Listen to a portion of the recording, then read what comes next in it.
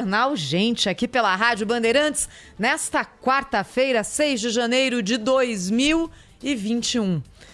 E aí hoje, vindo pra cá, eu tava pensando numa pergunta que minha mãe me faz com muita frequência, né? Mães são sábias, né? Elas têm o dom ali de detectar algumas coisas.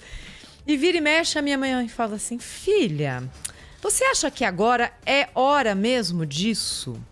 Sabe? Com toda a delicadeza me dá uma sacudida.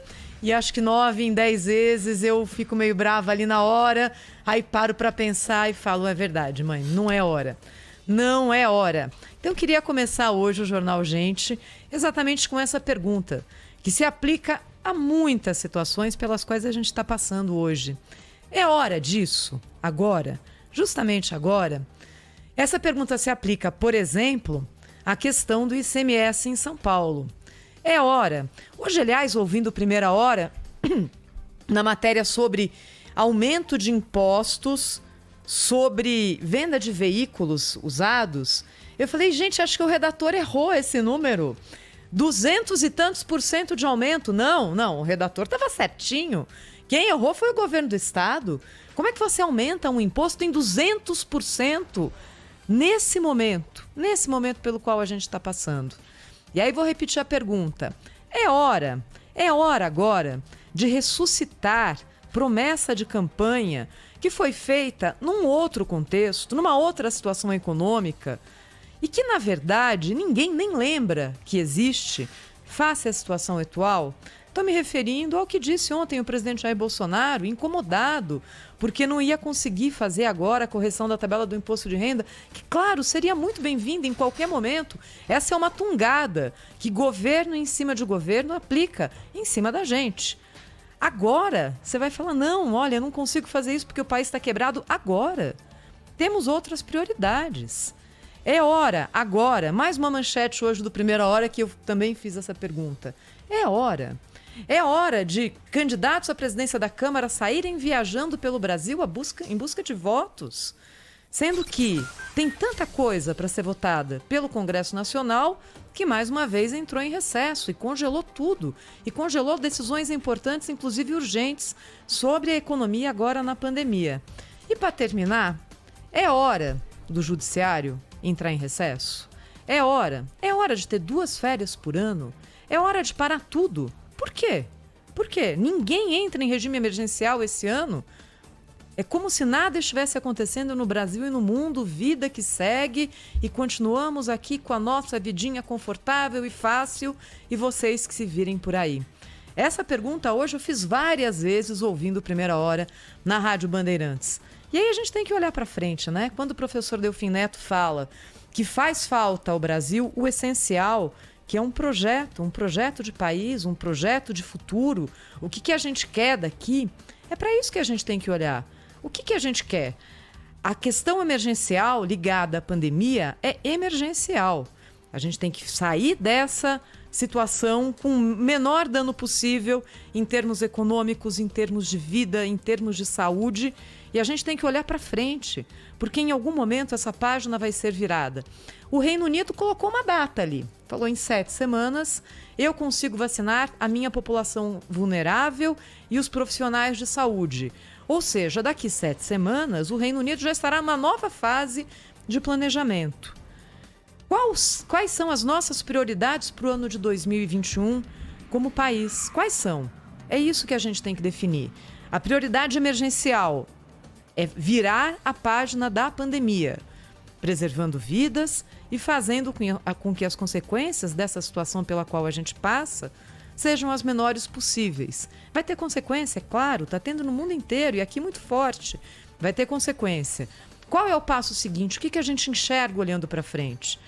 Qual vai ser a prioridade do governo Bolsonaro a partir deste ano, 3º ano de governo? O que é a reforma mais importante? No que vai se mexer? É isso que a gente está precisando enxergar com uma comunicação mais clara. Agora, a comunicação só existe quando isso já está pré-determinado.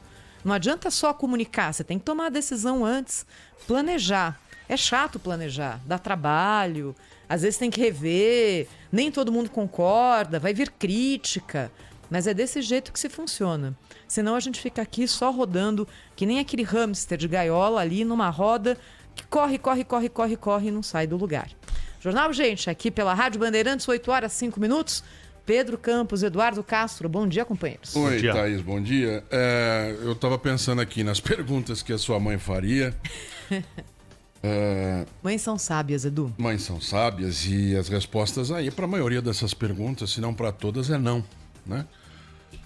Como também a resposta é não quando a pergunta é o Brasil está quebrado. Não, o Brasil não está quebrado. Primeiro porque países não quebram.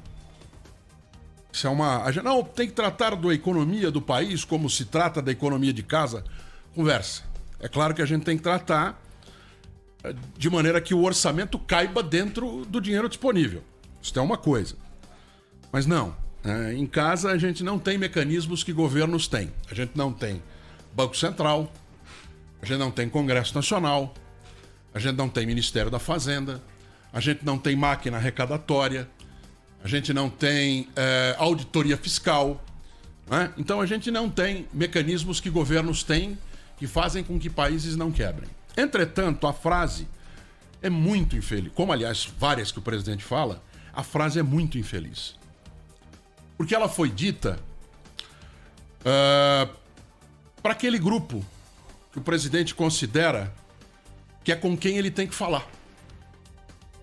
O presidente brasileiro fala só com um grupo, constrói só para um grupo e age como se ainda fosse representante de apenas um grupo, que são os seus eleitores e a base que constrói estes eleitores. Por isso é muito infeliz a frase dele. Porque talvez os eleitores dele não interpretem, como depois vem interpretar o ministro da Fazenda, que não, o Brasil não está quebrado, porque países não quebram, e o Brasil está longe disso. O Brasil tem reservas cambiais muito grandes e muito fortes.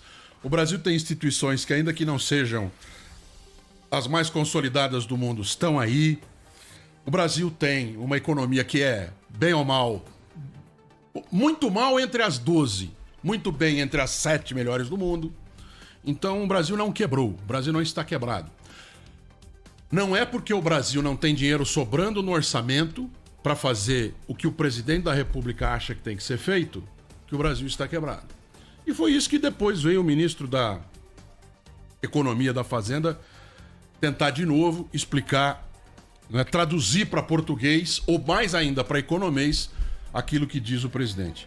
Mas é infeliz a frase e o raciocínio do presidente da República continuar falando apenas para um grupo.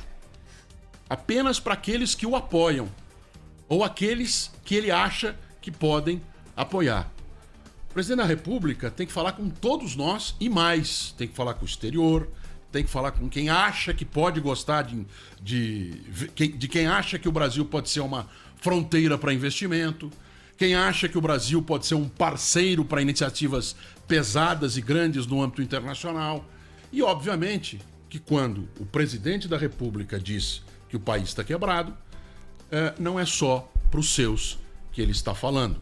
Agora, não foi a primeira vez que o presidente falou só para os seus e, consequentemente, falou uma bobagem quando os demais escutam, né? E não vai ser a última. Não vai ser a última vez. A gente que se acostume. Agora, o presidente também podia se acostumar em governar e falar com todo mundo. Há algum tempo, Eduardo, eu tenho regulado um pouco o peso que a mídia dá para as bobagens que o presidente da República fala, né? Você vê que ele pauta a imprensa com uma facilidade imensa. E alguns colegas parecem que não percebem isso, né? Nós estamos numa das maiores crises sanitárias das últimas gerações, se não for a mais grave. E o presidente da República, em uma declaração, consegue alterar toda a pauta da mídia brasileira, que desde ontem, no momento em que essa gravação foi exibida a partir da declaração do presidente para um grupo de apoiadores, não se fala mais em vacina, em seringa. Esse assunto vai para a parte de baixo das manchetes dos jornais, dos sites, né? vem na sequência nas emissoras de rádio, de televisão. Não sei se as pessoas já perceberam isso, mas as bobagens que o presidente da República fala começam a ganhar um peso muito maior do que deveriam. Por isso eu advogo aqui que a gente deixasse de lado essas bobagens que o presidente fala. Golden Shower, cloroquina, adversários políticos com brigas que não tem nada a ver com a realidade brasileira. Isso precisa ser explorado dessa forma, né? É assim que... Nós já conhecemos o Bolsonaro.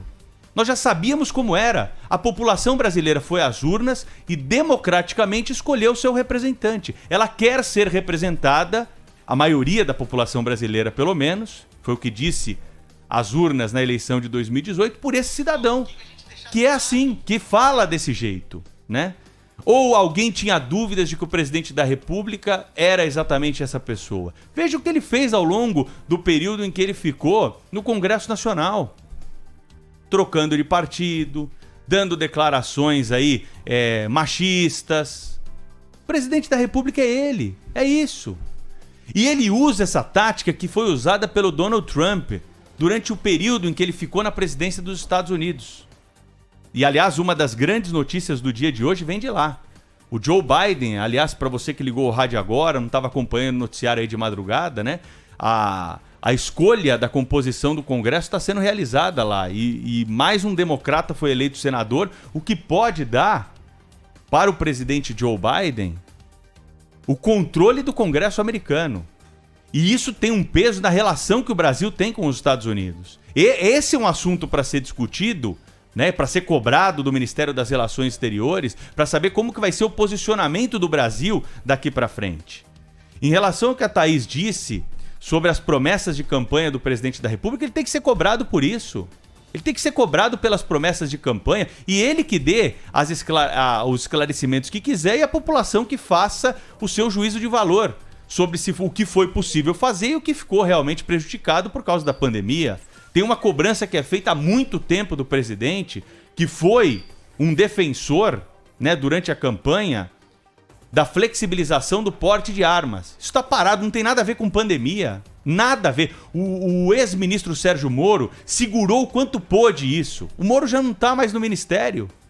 Por que não se avança nessa demanda da sociedade, né, que foi uma demanda defendida pelo presidente da República? Então não é só a correção da tabela do imposto de renda, as reformas todas. Ele conseguiu fazer a reforma da Previdência, que foi uma promessa de campanha também, durante um momento aí ainda de turbulência, de todas essas declarações. Então dá para fazer, né? Dá para fazer. É só mirar para aquilo que realmente interessa, o foco que realmente é o foco que nós precisamos ter. Não é discutindo essas bobagens que nós vamos sair do lugar, né? Porque ele vai continuar dando essas declarações. O importante é o peso que se dá para essa declaração e entender um pouco como é que funciona o raciocínio e a estratégia do presidente quando ele percebe que ele está perdendo seguidores, que ele está perdendo o discurso. E nesse caso da vacina, ele já percebeu. Tanto é que ontem foi para uma reunião que não estava na agenda, de última hora, com o ministro da Saúde, para se inteirar melhor do assunto, para saber o que está sendo feito pelo governo federal. Porque sabe, né, que há corridas paralelas para isso e que a população brasileira está esperando por notícias a respeito da vacina, porque o mundo inteiro se mobilizou para isso. Eu só esqueci de tratar num ponto, Thaís e Pedro, que também eu julgo que é menos importante também, porque já faz parte desse contexto dele falar e, enfim, e ser desse jeito. Não tem problema jogar a culpa para nós. Não tem nenhum problema. Zero. A mídia... A mídia é igual ao mercado, né? É um ente, né, que anda por aí, tem olhos gigantescos, ouvidos, e tá sempre assim com as mãozinhas, né? Igual o Sr. Burns lá do desenho do Simpson. Homer Simpson, né? O que nós vamos fazer de mal hoje para o mundo e para... Não, sério, mas tudo bem, não tem problema nenhum. Faz de novo isso. Né? Sr. Burns, não é o Sr. Burns? Não tem problema. A gente não é o primeiro presidente que vai fazer isso, não é o segundo presidente que vai fazer isso e não é o último que vai fazer isso. A imprensa está aqui para noticiar o diferente. Podem ficar tranquilos. Quando for bom, o diferente é bom, a gente não tem como fugir. Uma coisa que todo jornalista aprende é que não dá pra fugir de fato. Agora, diversão é nossa obrigação fugir. Tentar mostrar ou o máximo de versões ou o fato. Sua Excelência, o fato. 11 999 048756